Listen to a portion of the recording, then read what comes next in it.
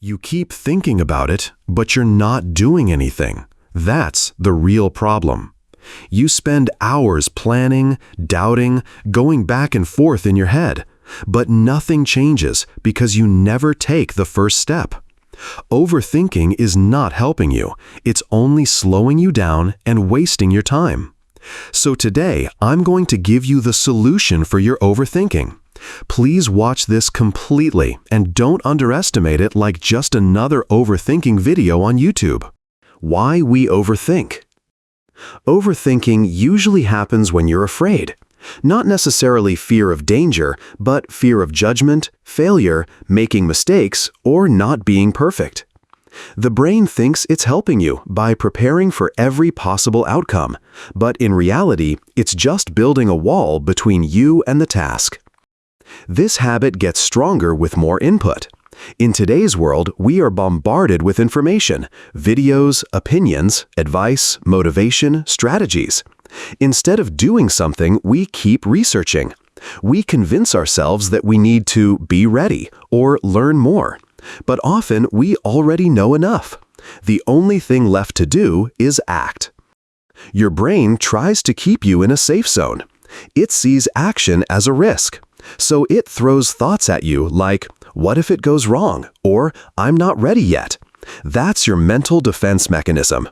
You have to understand that this isn't about laziness. This is your brain doing what it thinks is best. But you can take control. There was a time in my life when I had 5 unfinished projects. All of them were halfway done.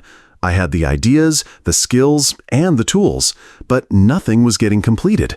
Every time I sat down to finish one, I thought, is this the best idea? Or maybe I should redo this part. Or what if no one likes it? I'd overanalyze every small step until I felt exhausted just thinking about it. Then something clicked. I watched an old interview where someone said, thinking doesn't get you out of a problem. Movement does. That line hit me. So the next morning, I picked the easiest of the 5 projects and decided I wouldn't stop moving until it was finished. No checking social media, no second guessing, no looking for better ways. I got it done in one day.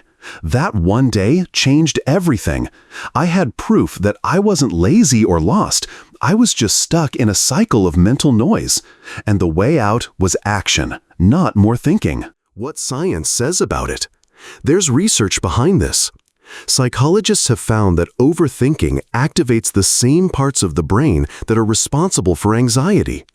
The more you analyze, the more anxious you become. The prefrontal cortex, which handles planning and decision-making, goes into overdrive. That's why you feel drained even if you haven't done anything.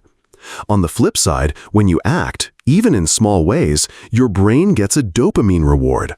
Dopamine is not just the pleasure chemical, it's the motivation chemical. When you take a step forward, your brain rewards you, and that makes it easier to take the next step. So even a tiny action can start a chain reaction that pulls you out of the fog. The way to break the loop is not to fight your thoughts, but to interrupt them with movement. You don't need to plan the whole path. You only need to do the first task. Just one. For example, if you want to work out, don't think about the full workout. Just change into your gym clothes. If you're delaying a task, open the file and write the first sentence. That's how momentum starts. Your brain needs a signal that something is happening, not just being planned. There's something called the 5-second rule, not the food one, the mental one. When you feel the urge to act, count down 5, 4, 3, 2, 1, and physically move. Stand up, click the file, walk outside, make the call. That countdown interrupts your usual pattern of hesitation. It gives you just enough time to act before your brain pulls you back into thought mode. Motivation is unreliable. Some days you'll have it, some days you won't.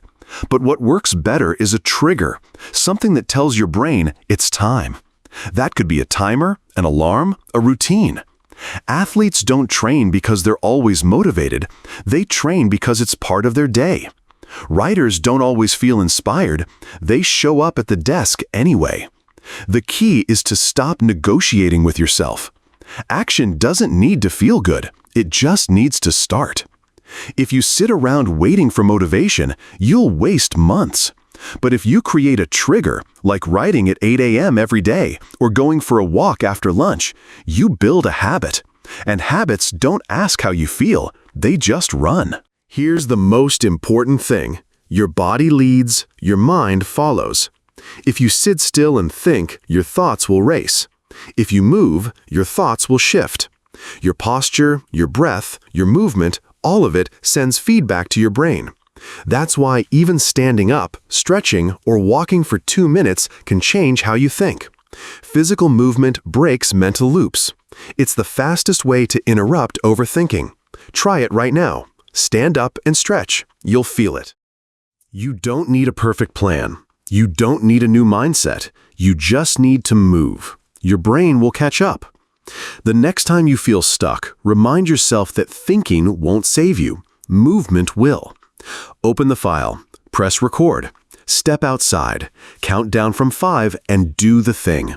You'll find that action isn't the hard part. It's the thinking that makes it hard. So start, even if it's small, especially if it's small. Because once you start, you're no longer stuck. You're in motion, and that's where everything changes.